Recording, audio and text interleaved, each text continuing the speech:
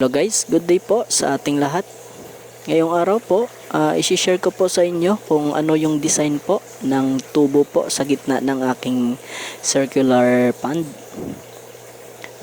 Meron po tayong mga subscribers na nag-request na gawan ko po ng video para makita nyo po kung ano po ang itsura po ng filter po sa gitna ng ating circular pond. Ang design po na nakikita nyo ngayon, ayan po ang ginagamit ko pag 1 inch to 2 inches po ang aking mga fingerlings.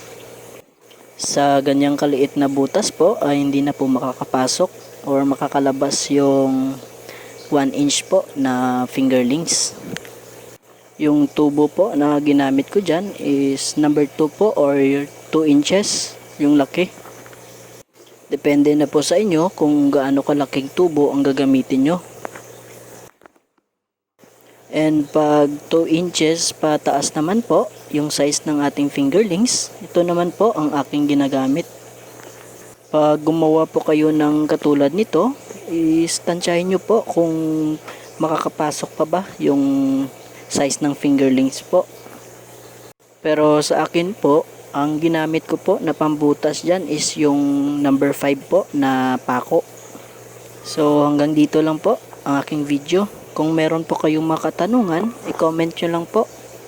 Yun lamang po at maraming salamat.